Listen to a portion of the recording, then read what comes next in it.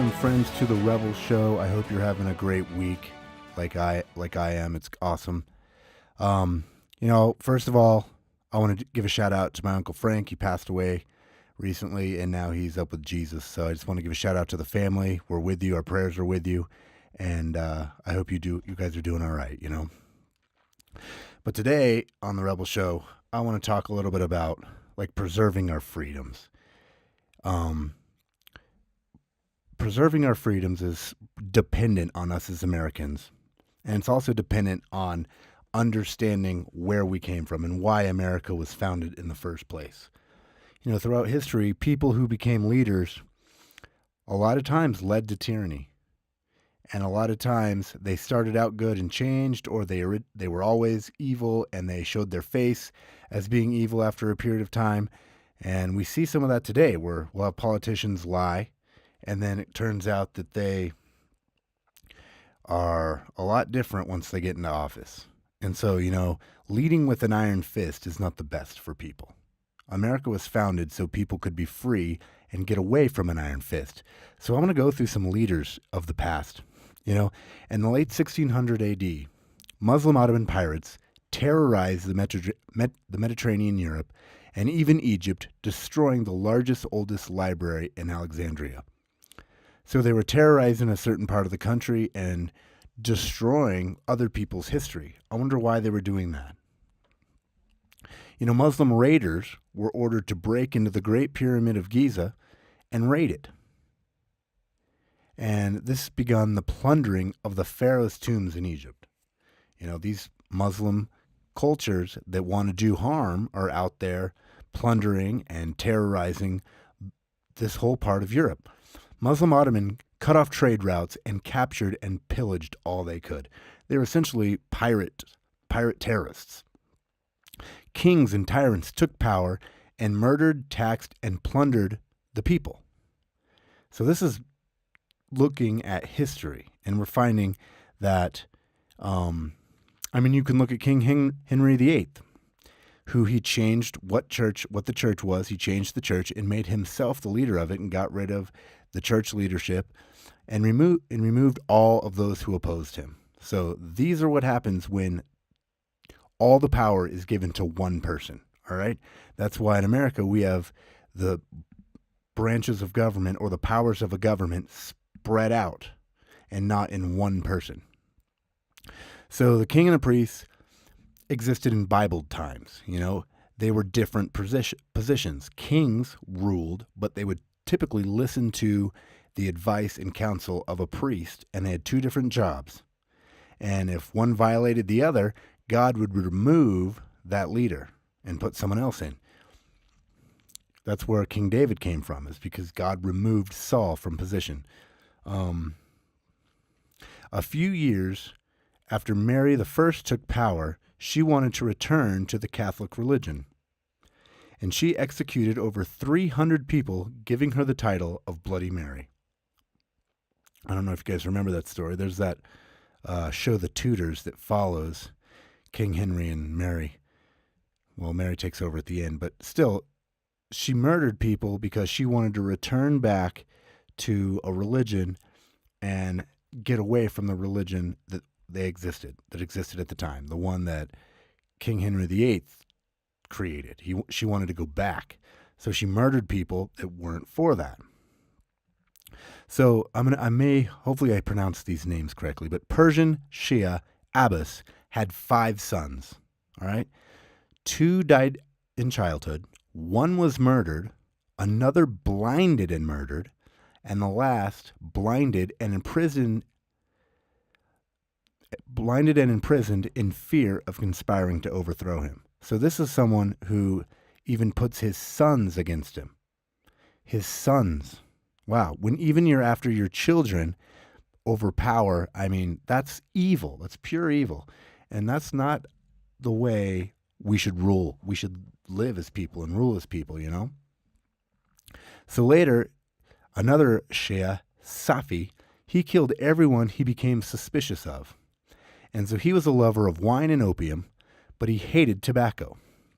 And if he found anyone smoking tobacco, he would pour molten lead down their throat. To me, this is amazing to think about. It's hard to think about these things. These are real events. You know, molten lead down someone's throat. How long do you live after an event like that? You know, Sultan Suleiman, named the Lawgiver, as he conquered, he forced Christian populations to produce burdensome laws, to follow burdensome laws, rents and taxes, including a poll tax, bride tax, hoof tax, pasture tax, bee tax, mill tax, and a herd tax. And there's a meadow tax too. So I guess if you have trees or something or whatever, you get taxed for that. It sounds like modern Democrats trying to tax everything. They were even forced to give 10% of the males to serve in the Sultan's army. So this is ruling by force.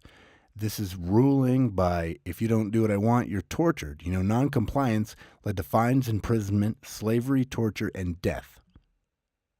You know,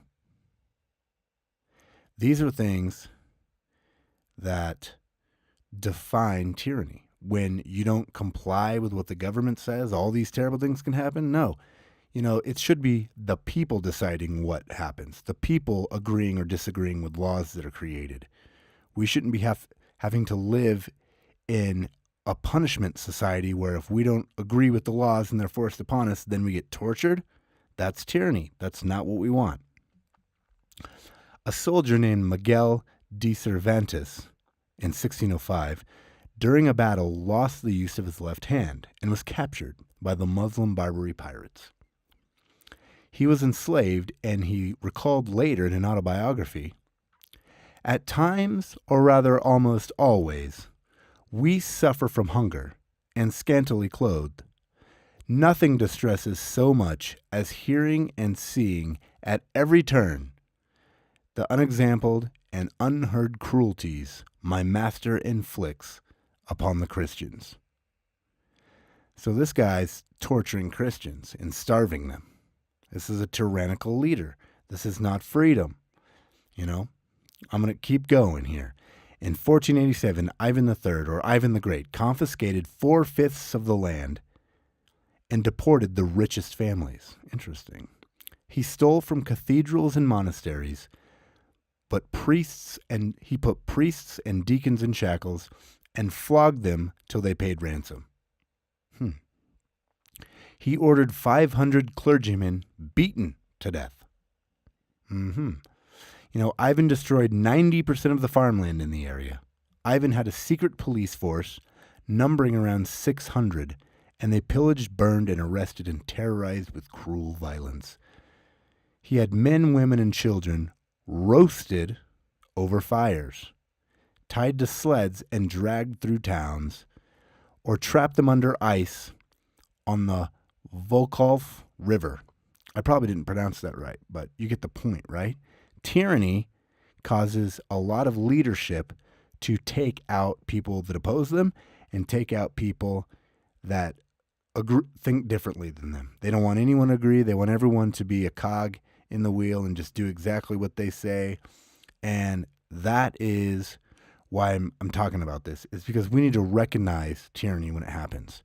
Some of these things you can maybe see in a modern American history of having a secret police force, pillaged, burned certain races. I mean, this is not a joke anymore. We're heading back to a time that we're away from, but we're heading back. You know, I tell these stories not to be a Debbie Downer or to bring fear, but to show how the old world under a king was full of death and torture. Like tyranny, a king, a one-person leader, creates this in a lot of cases. To know where people come from and what they dealt with will help us will help us be able to recognize tyranny. You know, when we see it in old stories or something, it'll help us recognize it and see it when it happens in our country, and it's happening a lot.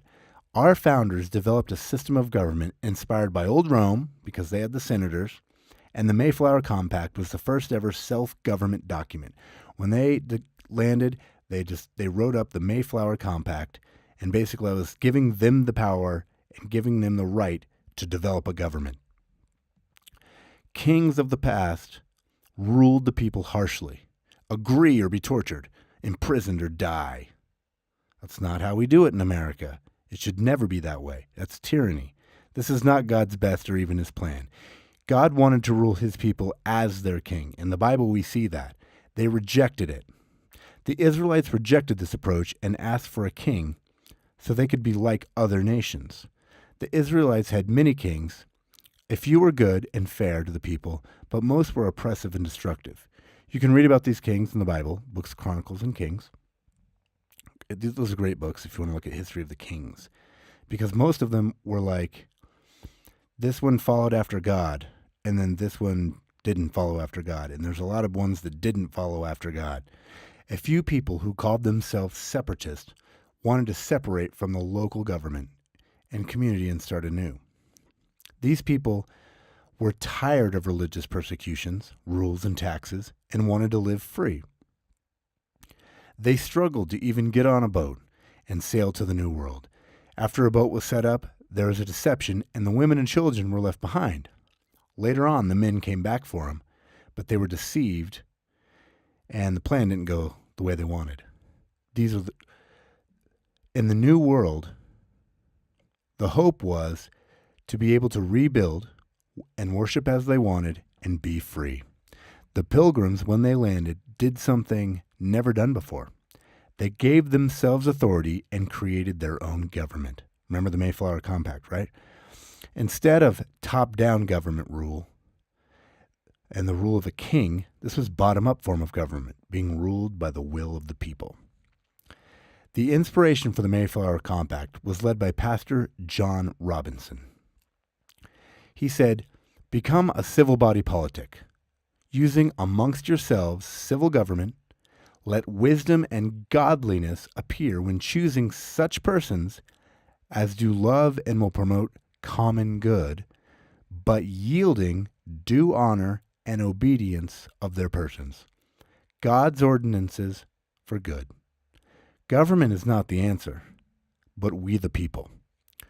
When the government tries to run everything, that is tyranny, and I already told you what happens when tyranny is not stopped. We went through the stories, we went through the different kings and different leaders.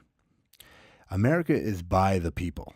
We don't bend to the whims of the government elected officials. Remember, they're elected. We vote out people that we don't like, and they'll get it quick because they want to stay in power. They'll get away with anything they can, but we can stop it if they get threatened. All right? So I go through some of these stories just to let you know what happens when you get socialistic or communistic.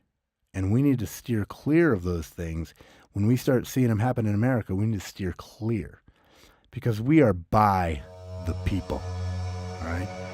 So thank you very much.